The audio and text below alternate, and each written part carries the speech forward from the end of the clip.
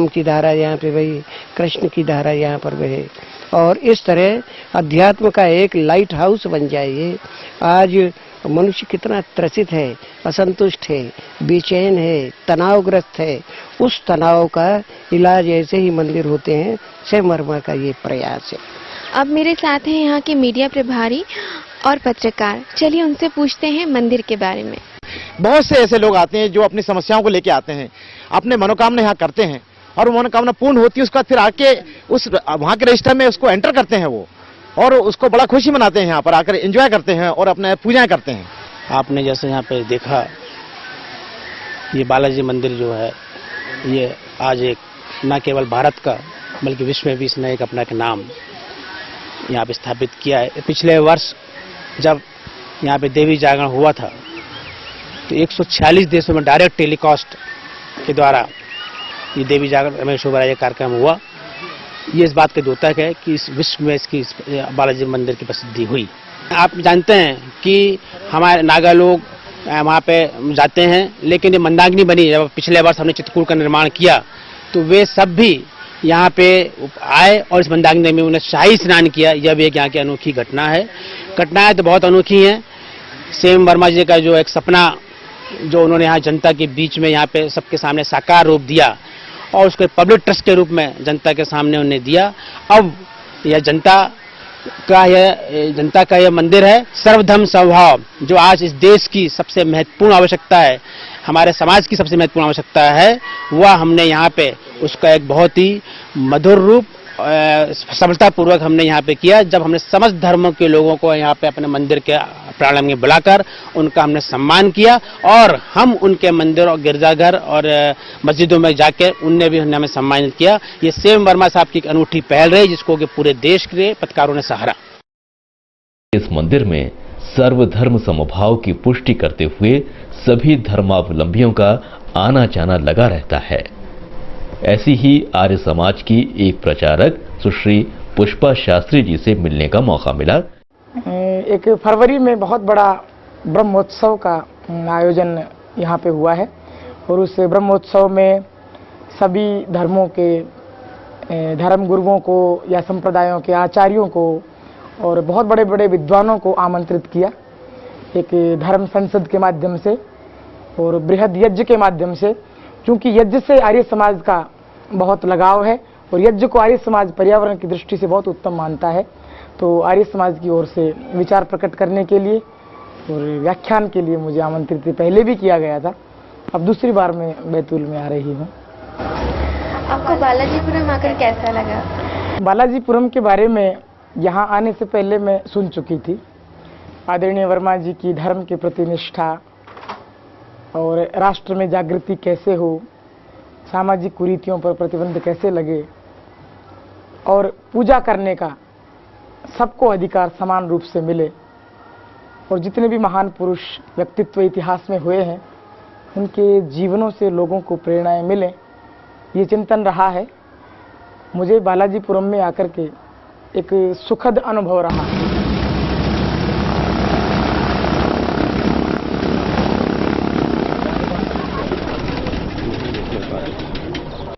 पूरे वर्ष भर देश विदेश से कई जानी मानी हस्तियां और फिल्मी कलाकार भी यहां आकर रोमांचित हो जाते हैं। वैसे तो आप इस मंदिर में रेल अथवा राष्ट्रीय राजमार्ग से भी आ सकते हैं, परंतु आप चाहें तो अपने निजी विमान से भी बालाजीपुरम की हवाई पट्टी पर सीधे उतर सकते हैं।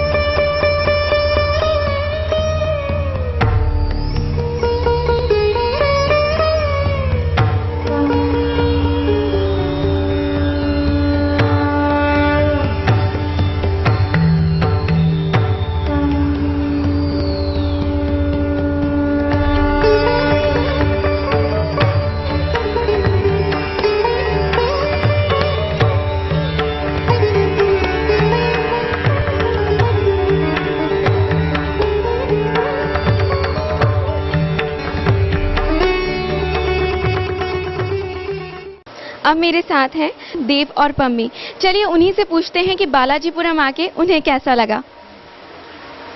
बहुत ही अच्छा लग रहा है। ये बहुत ही बढ़िया मंदिर है। हमने अभी चार्टर फ्लाइट से ऊपर से देखा था इस मंदिर को, तब बहुत ही छोटा लग रहा था ऊपर से, लेकिन अब यहाँ पर आके लग रहा है कि बहुत ही विशाल मंदिर है।